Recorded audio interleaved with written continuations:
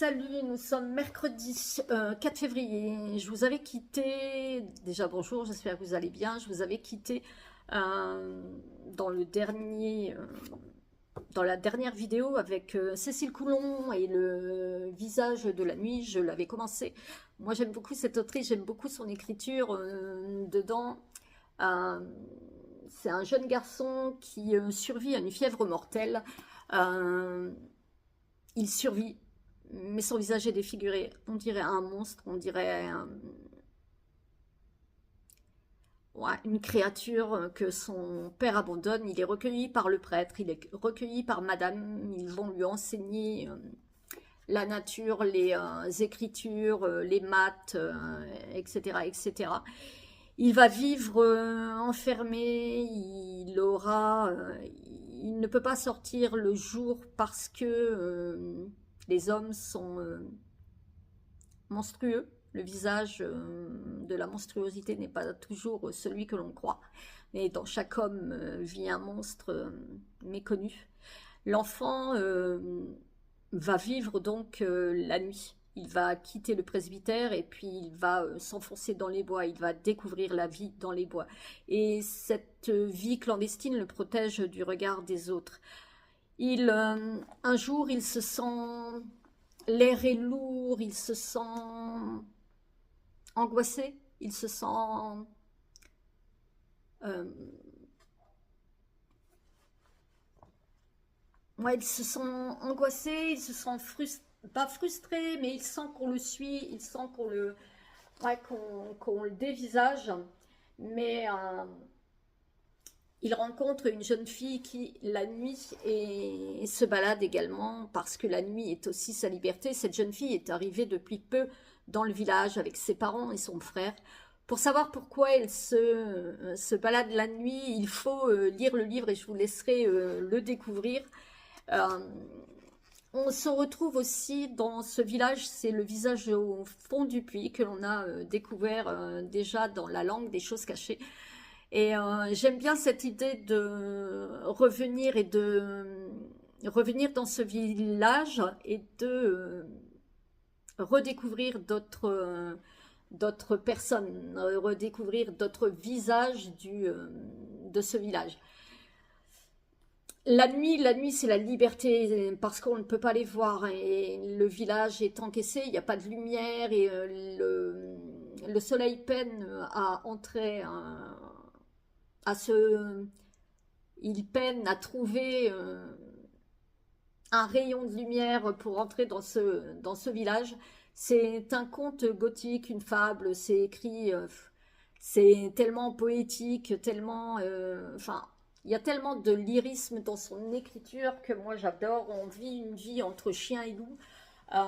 Et puis il va se passer quelque chose de terrifiant, de terrible. Et, euh,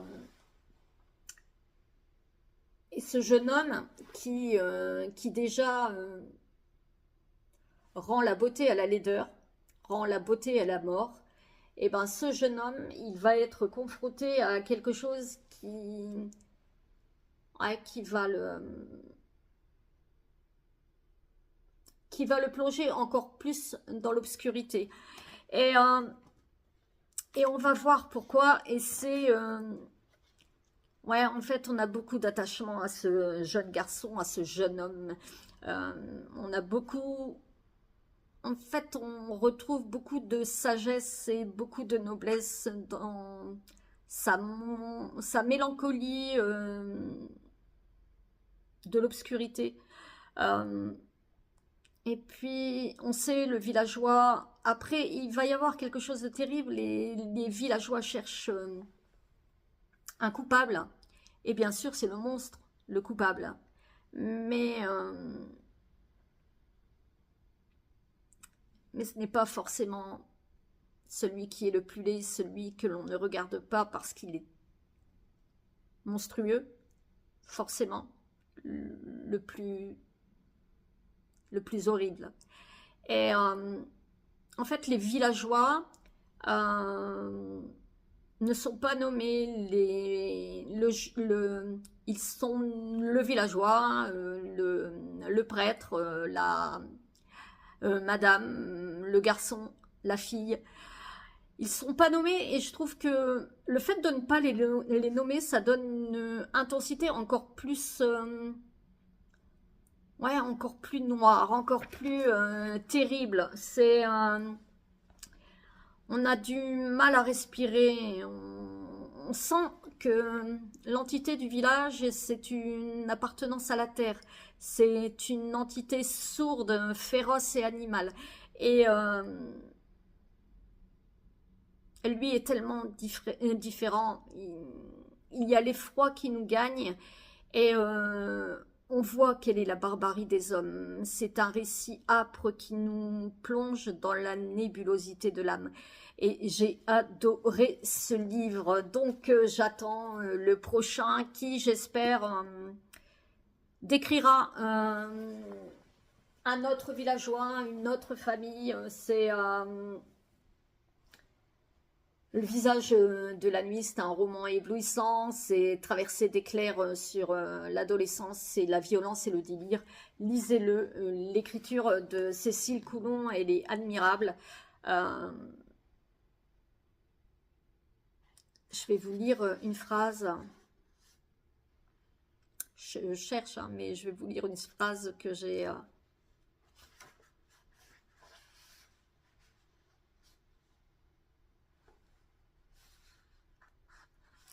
Gardez en tête que je ne fais pas cela contre vous, que je crois sincèrement qu'un enfant de votre âge doit vivre, grandir, jouer et apprendre aux côtés des autres enfants. Mais je ne vous livrerai pas en pâture, car l'enfance est un lieu d'innocence autant que de cruauté. Et ils se déchaîneront, n'en doutez pas. Lorsque vous atteindrez votre majorité, si nous sommes encore de ce monde, vous pourrez choisir de quitter ces lieux, de me dénoncer, en ville, aux hommes de la loi. Vous pourrez choisir de maudire cet endroit, mais jusqu'à votre âge adulte, Madame et moi ferons notre possible pour vous donner ce dont vous avez besoin, pour vous épanouir. C'est le prêtre qui parle au jeune garçon et je trouvais ça très beau. Et j'aime aussi la description de la nature que Cécile Coulon nous fait. Ils cheminèrent ainsi pendant des heures, puis le ciel devint mauve et ce fut le signe de rentrée.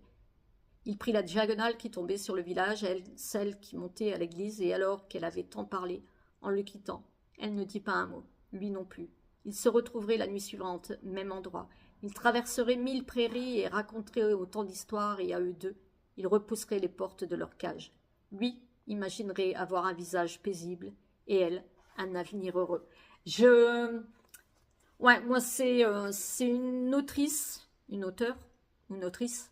C'est une autrice que j'aime beaucoup, c'est une poétesse que j'aime beaucoup et je trouve qu'elle a énormément de talent. Moi, je l'ai rencontrée une fois, elle est adorable et je suis ouais, éblouie, ouais, éblouie par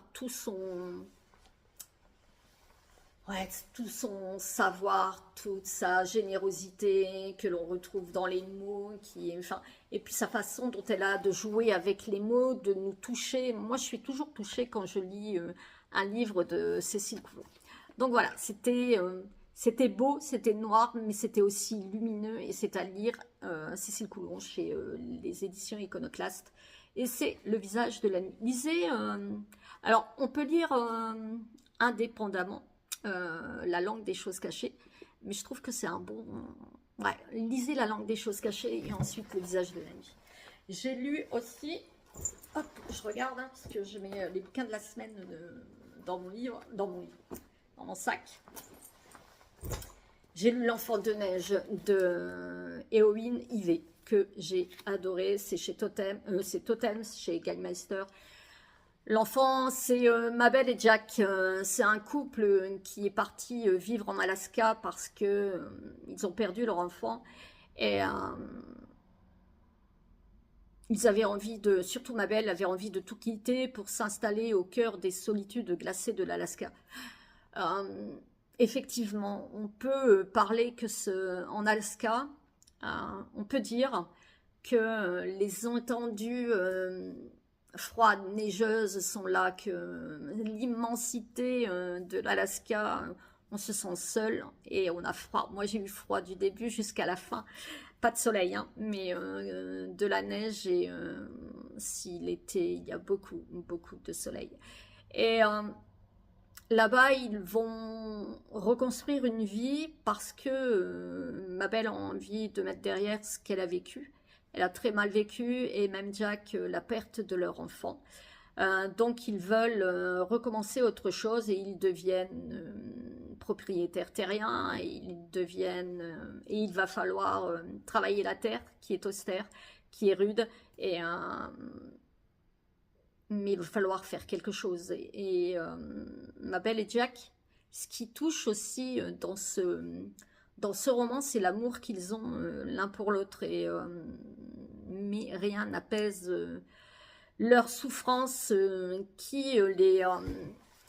ouais, qui par vagues successives les terrassent. Et donc ils se tuent au travail. Et on va découvrir aussi qu'ils ont des voisins, Esther et Georges, qui sont mais adorables, qui ont 3 garçons, qui sont joyeux, bruyants. C'est des voisins qui se serrent les coudes qui viennent aider parce que ma belle et Jack ont des difficultés. Et c'est des gens hyper attachants, hyper émouvants. Et Esther et ma belle vont devenir amies. Et Jack avec George aussi, ainsi qu'avec l'un de leurs fils, Gareth, qui, pour je ne sais quelle raison, pour on ne sait quelle raison, c'est le 3e de la fratrie, il va trouver en Jack, il va l'aider, il va être respectueux avec lui, il va être respectueux envers ma belle, ouais, il va être proche d'eux, peut-être parce que c'est le 3e d'une fratrie et qu'il aimerait avoir un peu plus d'attention. Mais ouais, ça nous touche, enfin l'histoire nous touche et un soir, enfin la douleur, la souffrance de cette perte de l'enfant. Et un soir, ma belle et Jack, il neige, mais à gros flocons, ils vont à l'extérieur et ma belle, pour on ne sait quelle raison, envoie une boule de neige sur Jack. Jack en prend une, lui envoie également. Et puis, ils vont décider, comme des gosses, de faire un bonhomme de neige et puis Jack va le façonner, il va ressembler à une petite fille et ma belle va lui mettre une écharpe, des gants, une toque et ils sont heureux et pour la première fois depuis longtemps ils se retrouvent, ils unissent leur corps et leur âme et leur cœur et ça leur fait du bien. Le lendemain matin, le bonhomme de neige est fondu. Mais il n'y a plus l'écharpe, il n'y a plus la toque, il n'y a plus les gants. Et ma belle et Jack voient à l'orée du bois une petite fille, un sauvageonne qui les regarde. Jack essaie de la rejoindre, elle se sauve, elle a peur, elle se sauve et Jack n'arrive pas à la retrouver, elle connaît le moindre recoin de la forêt. Et cette petite fille va revenir régulièrement et va s'approcher de plus en plus. Et elle va pas trop parler. Par contre, ma belle va lui poser plein de questions et ça la gêne un peu. Et Jack, lui, va être plus modéré, plus taiseux. Et au fur et à mesure, cet enfant que personne n'a vu, mis à part Jack et ma belle, c'est un peu comme une hallucination. En fait, Éowyn Ivey, elle nous raconte un conte, une fable, et un conte. Moi, je l'ai vécu comme un conte. Parce que dedans, on parle d'un conte russe et je savais où j'allais, mais quelque part, j'avais l'espoir. Et il faut lire ce livre hein, parce que c'est une œuvre qui est remarquable. C'est une combinaison entre la magie, la poésie aussi, d'un conte de fées et d'un conte tragique. C'est aussi la dure vie de la colonisation dans les grandes étendues de l'Alaska. C'est une vie qui est rude, c'est une vie ouais, qui demande beaucoup. Et ma belle et Jack vont s'y trouver et vont s'y trouver bien. Et la petite fille, Faina, que l'on va découvrir, et elle va les aider à vivre mieux. Et elle vient chaque hiver et elle repart chaque printemps. Et il y a des liens qui vont se lier, il y a des liens qui vont s'attacher, et l'amour aussi. Et on y croit jusqu'au bout. Et en même temps, là, cette fin, elle est belle en fait. Elle est très belle. Elle nous touche énormément. Il y a beaucoup d'émotions qui nous atteint, et c'est un très très beau livre. C'est un très beau, ouais, un très beau conte. J'ai vraiment vraiment beaucoup aimé. Lisez-le. En plus, l'écriture est vraiment superbe. C'est fluide, c'est poétique, c'est plein de plein d'émotions, plein d'attention. C'est les descriptions de l'Alaska où on s'y trouve, hein, où on est avec ma belle et Jack. C'est l'amour que se porte ce couple. C'est hyper émouvant parce que c'est un amour rare et puissant. Je vous invite à le découvrir, moi, ce mois-ci. J'espère lire la suite, enfin pas la suite, l'autre livre de Éowyn Ivey. Et j'ai hâte de le lire. J'ai également lu sur ma tablette qui est en train de recharger, et c'est va falloir que j'aille la chercher. Je vais arrêter d'aller chercher ma tablette pour vous dire un peu ce dont je parle. Salut, nous sommes samedi 7 février. Je vais vous parler des 2 dernières lectures car après la vidéo sera trop longue. On va plonger, on va s'immerger dans le gouffre de Gore. C'est dans l'Aude. Gendarmes et médias sont sur le qui-vive depuis quelques jours. Des hommes et des femmes sont emportés par ce qui ressemble à une épidémie de mort subite. Seul lien entre les victimes, elles avaient toutes participé à l'exploration du gouffre de Gore peu avant leur décès. Donc, immersion de Nicolas Druard. J'ai beaucoup aimé la première partie. On est complètement en immersion. On se retrouve avec quatre adultes qui ont envie de se retrouver et qui vont à leurs premiers amours. Ils aimaient le frisson, ils aimaient l'horreur, donc ils vont complètement visiter ce site de Gore, cette immersion totale dans ce qui est l'horrible, l'horreur, enfin la peur qui peut tenailler. Et est-ce qu'on meurt de peur? À voir. Mais la première partie, elle est super bien menée, elle est hyper intéressante. C'est une intrigue qui est ouais, très nouvelle. Enfin, moi j'ai trouvé très originale. C'est la tension monte, l'atmosphère, l'angoisse est grandissante. Moi j'ai beaucoup aimé cela. On vit aussi cette première partie entre enquête de la police, entre Léo qui est avec une journaliste et qui raconte cette journée de l'horreur, et puis on vit cette journée et on découvre au fur et à mesure. Enfin, c'est presque un escape game mais de terreur. Donc on est dans on ne sait pas exactement quand, etc. On a trois structures qui font l'intrigue.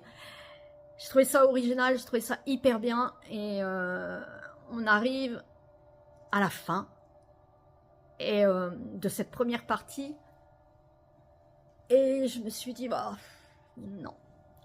Et la seconde partie, moi, elle m'a manqué d'intérêt, elle m'a manqué d'intensité. C'était assez... pour moi, la dernière partie est trop longue. Ouais, c'est trop long, ça m'a coupé net en fait. Autant que la première partie, j'ai adoré, que la deuxième partie, elle m'a un peu coupé dans ce, ouais, dans ce rythme. C'est devenu plus embêtant, c'est devenu, ouais, j'étais en immersion totale et je me suis détachée de l'histoire. Je vous laisse découvrir. C'est dommage parce que Nicolas Druard mêle avec de l'intensité, l'intrigue et d'atmosphère, l'épouvante. Mais cette fin, pour moi, elle a été beaucoup plus longue et c'est dommage. C'est dommage, dommage. Maintenant, ce n'est que mon avis. Hein, donc, vous pouvez le découvrir chez Belfond. Il est sorti au mois de janvier. Et donc, je vous invite à le découvrir. Et bon. Je suis mitigée, mais c'est pas grave en soi. En soi, c'est pas grave. Maintenant, je vais vous parler aussi d'un titre sorti aux éditions du Gros Caillou, L'été où j'ai disparu, de Agnès Collomb. L'été où j'ai disparu, pareil, on se trouve à deux temporalités différentes. On se retrouve avec des ados qui seront en terminale et qui vont en camp. Enfin, c'est les derniers moments où ils se retrouvent tous ensemble. Ils sont dans un campement où ils sont sous la responsabilité du directeur, monsieur Marc Zoller. Et ils sont 6, il y a Adrien, il y a Esmé, Juliette, il y a Geoffroy, Clotilde et Simon. Puis on se retrouve 13 ans plus tard. Esmé et Simon sont mariés et Esmé attend un enfant. On revient en arrière et moi j'aime beaucoup quand l'histoire est racontée à différentes temporalités et on se retrouve au passé, on revient au présent. J'ai beaucoup aimé cela. Donc il y a 13 ans, Adrien a disparu. Adrien, c'était le trublion de l'équipe, c'était celui aussi qui a tout vu, tout fait, tout entendu, qui était le premier dans les conneries. Et un soir, il a disparu. Il n'est pas revenu. Tout le monde a supposé que il n'avait pas envie de faire ce que ses parents avaient décidé pour lui, donc il s'était tiré. Sauf que 13 ans après, on a retrouvé son corps. Et il y a une machine, une intrigue qui se met en place. Et je trouvais ça intéressant. Mais je trouve que les thématiques, j'ai beaucoup aimé les thématiques, mais elles ne sont pas assez approfondies. J'ai trouvé qu'il manquait de densité, d'intensité, de profondeur. J'ai trouvé que ce livre était plutôt adressé à enfin, c'était plutôt du young adulte. Et j'ai trouvé ça dommage parce que, oui, c'était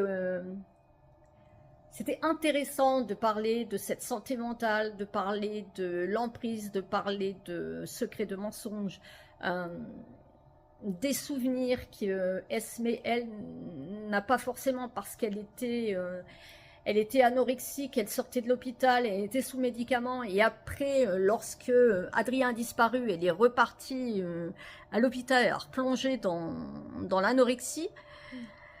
Mais c'est ça, pour moi, ces thématiques ont été survolées et pour moi, ouais, ça correspond plus.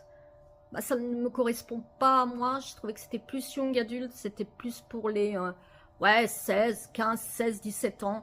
Et dommage que ce ne soit pas précisé, ou alors je me gourre complètement et c'était pour les adultes, mais je trouve que c'est pas, que tout est survolé. Donc voilà, sur ce je vais m'arrêter. J'ai lu d'autres choses, mais je ne sais plus le titre, il faut que je regarde sur ma Kobo. Et sinon, que vais-je lire cette semaine? Alors, j'aimerais absolument lire celui-ci, Léo Giorda, de chez Gallmeister. J'ai reçu 2 livres de Albin Michel, c'est Pollock et puis c'est le King qui est très très beau. Mais je vais commencer par Pollock parce que le King, il va y en avoir des flopés. Donc je vais commencer par Pollock et j'aimerais mettre pour cette fin février aussi Joseph O'Connor, Les fantômes de Rome, toujours en Italie, hein, on y retourne. Et puis Élie Cranor à la chaîne. Donc je verrai bien ce que je lis. Et j'ai aussi envie de lire, de continuer à vider ma palle avec Franck Buis. Donc on verra si j'arrive à m'y tenir. Ça fait un peu beaucoup, hein. Mais je vous emmène avec moi. Je pars quelques jours, j'ai envie de partir quelques jours. Et puis je pars pour... vous verrez bien, je vous emmène avec moi. Et sur ce, je vais vous laisser. Dites-moi si vous avez lu les bouquins que je vous ai présentés ou si vous avez lu autre chose, si vous avez aimé ce que vous avez lu dernièrement. Sur ce, je vous laisse, je vous embrasse, je vous souhaite une bonne semaine et je vous dis à bientôt. Ciao!